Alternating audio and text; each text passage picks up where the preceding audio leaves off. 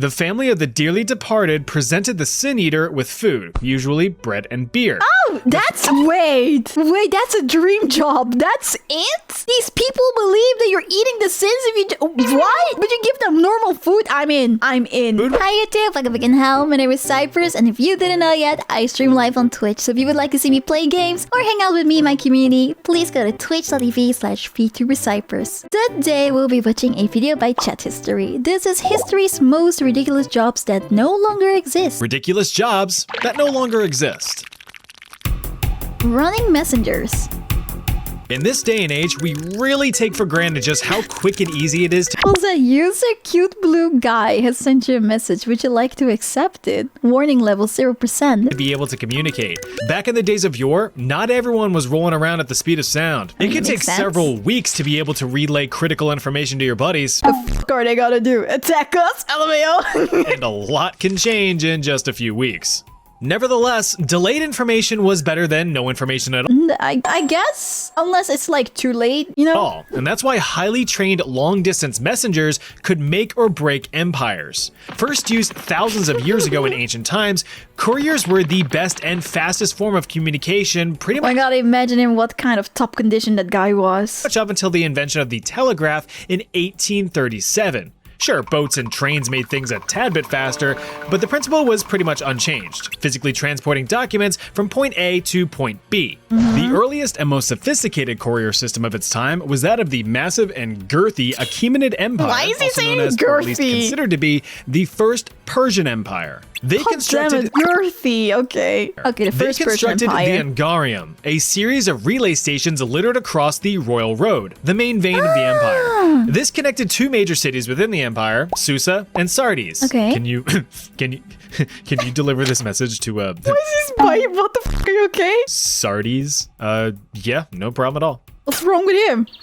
Why was he laughing? Sardis, no. The Royal Oh my Road gosh. stretched across 1,700 miles of the empire's western half with patrolling guards and security stations at regular intervals, making it heavily secured. I mean, it kind of had to be. Messengers traveling down the road were carrying the orders from the Great King himself, so they were pretty important.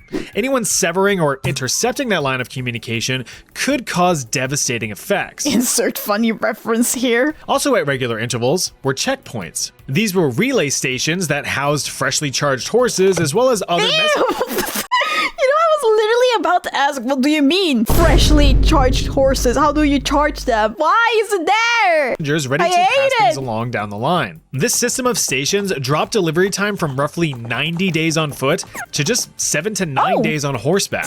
Whoa, that's a really big difference. Fast horses. But what if you didn't have horses? Then you just have to do it in 90 days, man. Well, we'd have to ask the Inca. Jump forward 2,000 years to the 1500s, and not much has changed in the ways of communication. In fact, one could argue that it was way worse. With no Wow, great. horses around, Incan runners instead relied on their piggies.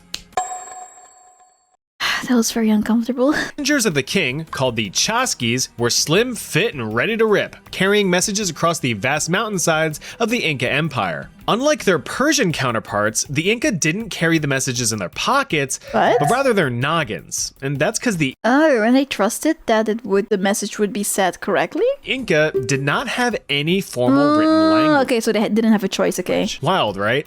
Instead, apart from some complex numerical systems involving tied knots of string, everything was spoken, so a strong memory was the key to getting the right message across. Oh my god, the trust that they have in these people! The Chasquis were tasked with relaying the king's orders to nearby provinces and military commanders. Tell the soldiers that they're doing a solid job and to keep up the great work. Yes, my king. The Inca, though, did rely on relay stations to always have a fresh pair of legs ready to deliver a message. Okay, that's nice. According to Spanish chroniclers, that's a fun word to say, each station was about a half a league apart, but could be as far as a league and a half. What the fuck is a That's league? over 5 miles, or for you metric fellas, over 832,000 centimeters. Thank The you. stations were more or less weather-resistant small huts with other Chasquis standing about, ready to get a move on. Upon arriving, the first messenger would give the oral performance for his buddies, and then repeat the message that he came with. Why does he say it like that? The oral performance sounds really weird. Thank you. After memorizing the information, the next Chasqui sprinted up to 5 miles to the next station. Now, I wonder how many times it went wrong, the message. keep in mind, this was the Inca Empire. It wasn't easily traversed flat Oh, road. yeah, shit, that's true. It was pretty much uphill both ways, wobbly, cobbly stone roads, 10,000 feet above Dang. sea level, on par with how our parents walk to and from school every day, or so they claim. The king said to slob his knob, and that Greg's a jerk. The fuck did I do? Yeah, what the fuck did Greg do? What the fuck? It's unfortunate that sometimes things get lost in translation, but remember the first rule of exchanging information. No, I don't. Never shoot the messenger. Oh, shit. The Sin Eater. Oh my god. What? Like, is it literally eating the sins of people? I can't wait to see how they do that. Leave it to the English to come up with some spooky dooky hocus pocus type stuff. I love you guys for that. If you're extremely poor and a social outcast with no lucrative or meaningful skills whatsoever, then the profession of Sin Eater might have been on the menu for you. Blimey. Historically, the job was performed throughout the early 17th century up until the 19th century, mostly in England, Scotland, and Wales. So just this area. As a Sin Eater, Okay, thank you are you. always on call for your services, as people have a tendency of kicking the bucket at any given time. So while you sat slapping mud around all day outside your thatched roof cottage, you could receive the news of a local death at the drop of a hat. Oh, he's dead. A relative or loved one would seek out your services almost immediately after the passing had passed. Once you were summoned, Wait, you eat the oh my god. Okay, I get it. So you probably eat the sins of the people that are dead so they don't have to go to hell but can rest in heaven, I guess. you'd pull up your britches and tween off screen to convene with the spiritually unclean. Arriving at the door, you Great. politely knock before entering. You waddle inside Jesus, to see why your like new that? customer and get to work. Hi, So your customer. job as the local sin eater was to, as you could probably guess, eat the sins of the deceased, as praying and repentance apparently wasn't good enough. Now, the eating of the sins was of course symbolic in nature, but it was conducted in a literal fashion. The family of the dearly departed presented the sin eater with food, usually bread and beer. Oh, wait, that's a dream job. That's it? These people believe that you're eating the sins if you what? But you give them normal food? I'm in. Food was placed on the chest or I'm face of the in. individual right as they had passed away, supposedly sucking up all the bad juju as the soul floated to Oh. regions beyond. I'm still in. Now with the food being properly I seasoned mean, if it's like right after they die, I'm still in. with a pinch of immorality and a dash of transgression, it was time to chow down. The basic idea of the whole ceremony was that you would effectively absolve the dead of any wrongdoings committed in life, allowing them a clean slate departure for the heavens But what does it mean for you? as a certified good boy. Now you're probably not surprised to learn that this was far from a Michelin star dining experience. The bread was all stale and the beer was warm with a bunch of gross floaties in it. Oh, never mind. Take it back. I take it back. Can I take it back? Perfect for the hipsters, but less than ideal for normal people. So after munching and crunching, Although, imagine if you're like really, really, really poor as fuck, as he said back in the day. I guess this is better than nothing, right? glugging and chugging, you'd say a quick yet emotionally packed prayer. Rub-dub-dub, thanks for the grub. Rub-a-dub-bub-bub, Yeah, you got boop Where's the shitter? Now with a proper sense of closure, you'd receive your paltry fee and be promptly vacated Nice. from the premises. So you got money and you got food. So now you don't have to buy food. You can do other stuff with the money.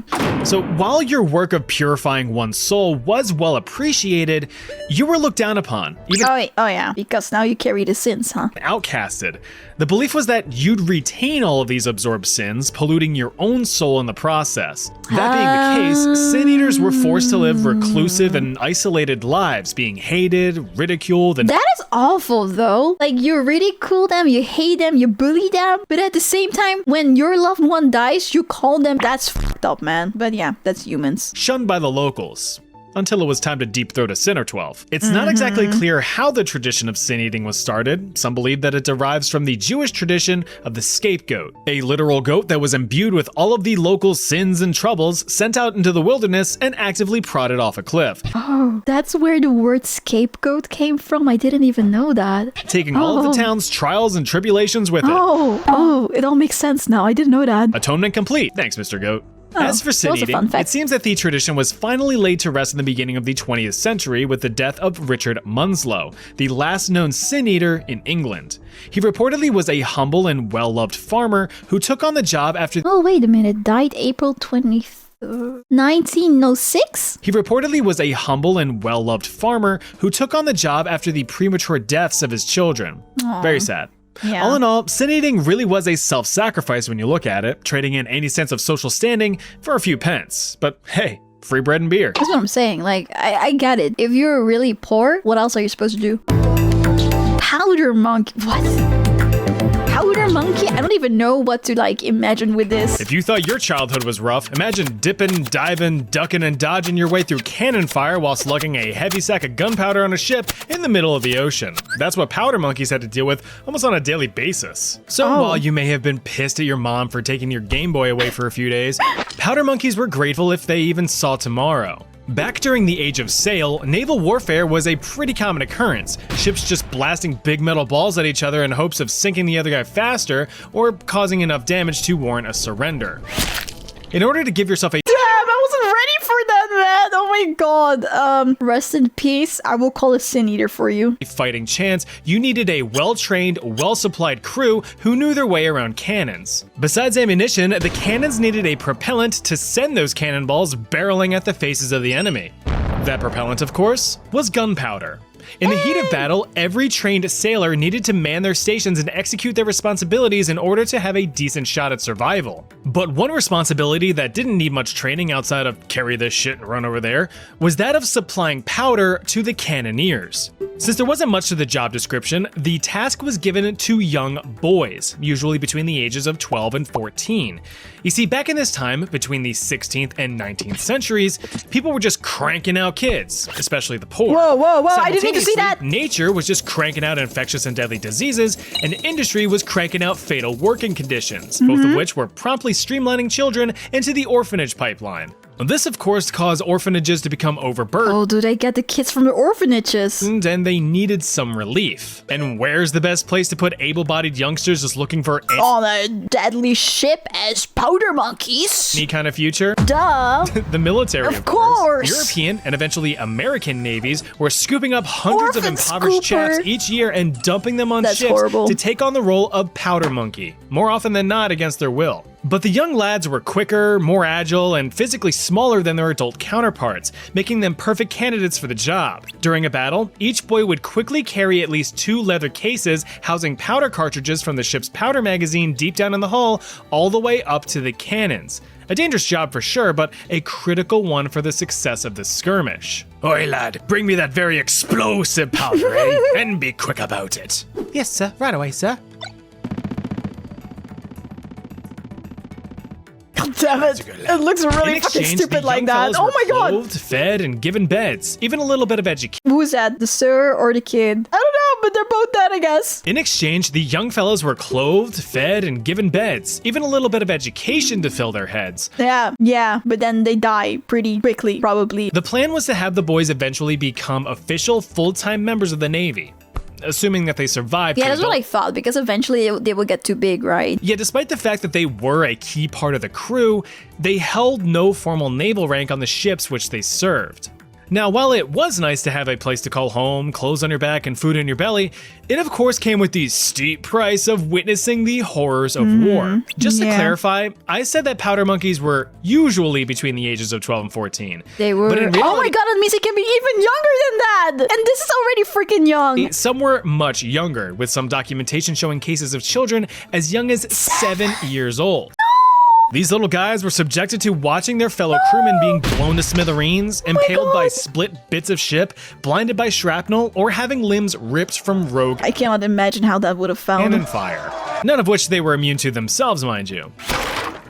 It wasn't until the end of the War of 1812 that formal regulations were put in place, preventing any recruitment of powder monkeys under the age of 12 from serving on ships in the United States. The British followed in suit with an age limit of 13 for the role, though these age restrictions were still often ignored.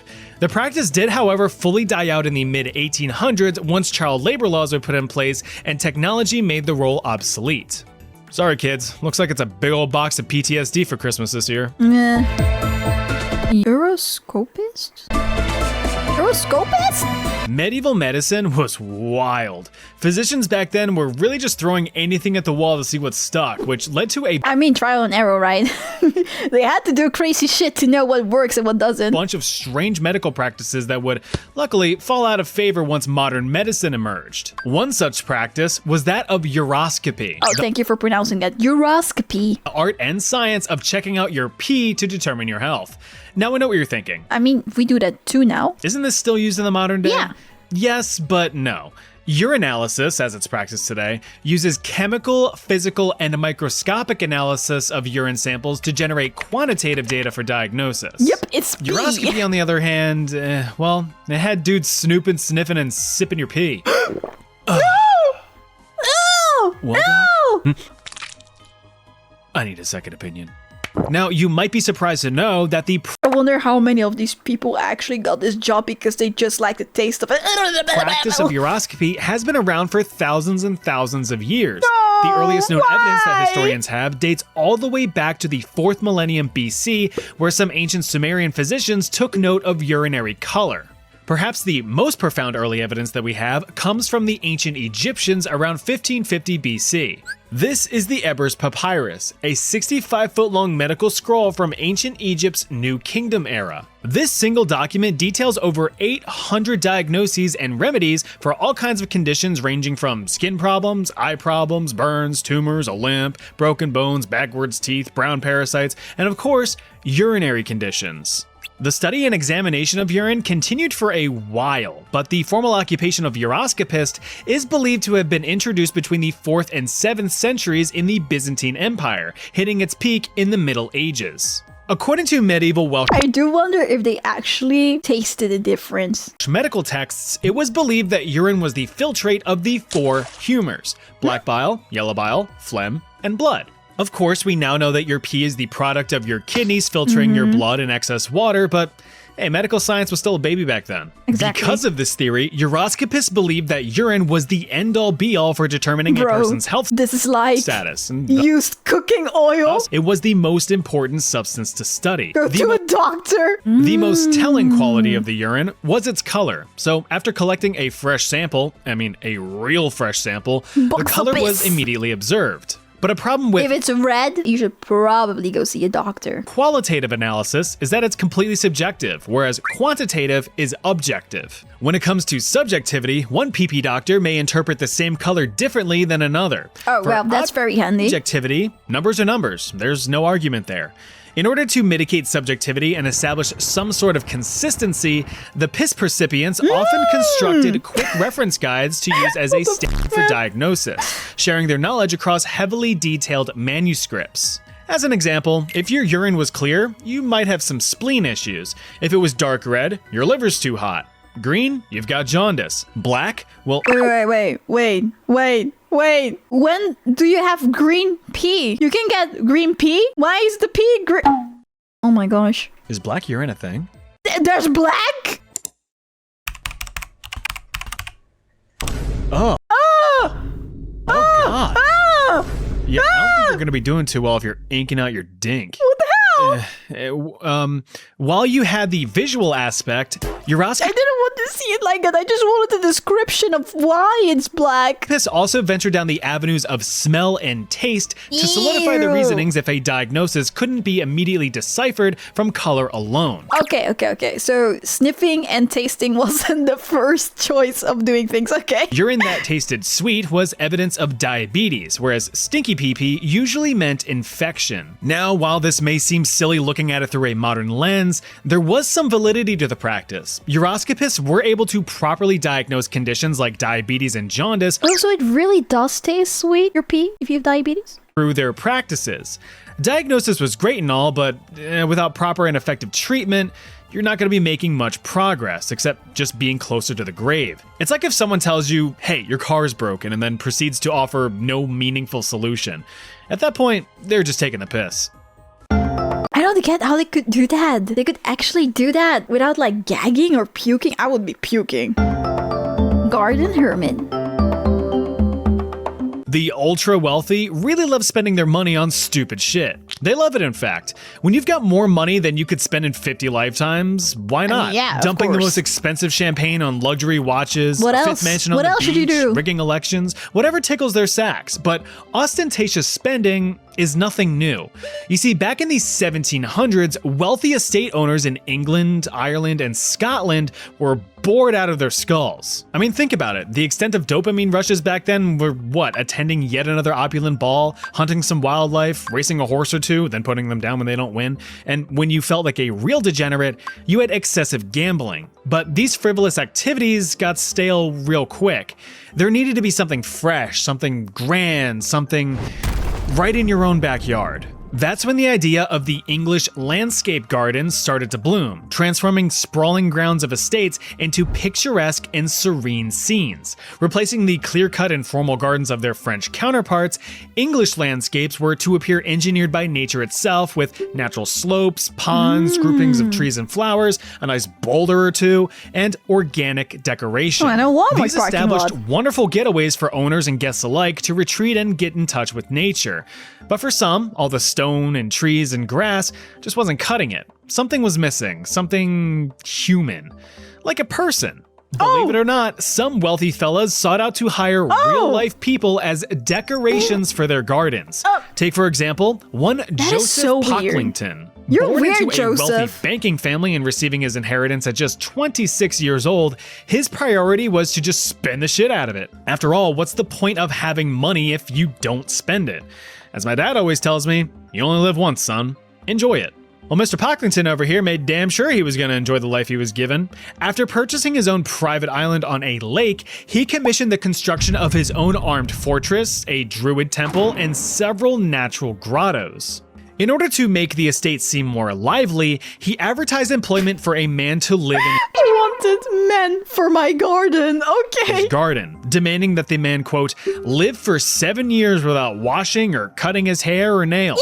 The man was to never speak or interact with any guests and would spend his lonely days in an artificial cave. What the idea was for guests to observe a man in his most natural state, untouched by societal influence. is If the man was able to So carry out these weird. conditions, I mean, I'm not surprised because humans have been doing weird shit like this for centuries, man. he would be paid the equivalent of about $100,000 in today's money. Now, that's spread over the whole 7 years, so it's not really that much. No, that's But not. the position was dubbed the Ornamental Garden Hermit. Now get this, Pocklington was not the only fella to come up with this idea. Others employed their own hermits with much more lenient rules. Perhaps the most well-known example was the Hill family from Shropshire. Their botanical bro was dubbed Father Francis, and he fully interacted Oh, never with mind. I thought they had a whole family, but it's just one guy. guests, told stories, and dispensed his own wisdom, all while maintaining a mysterious yet comforting presence. Okay, I like this I one want more. to see the hermit, mummy. I want to see the hermit.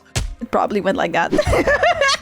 The trend of the ornamental garden hermit lasted just over a century, finally being uprooted crazy, in the 1830s man. in favor of I guess they did it because they wanted to themselves, the people that got hired for it. Still weird. The people that wanted that. living statues. And to answer your question, no, garden gnomes were not inspired by the garden hermit. Those came from Germanic folklore, hundreds of I years don't prior. like that one. But they'll still guard your garden as best they can.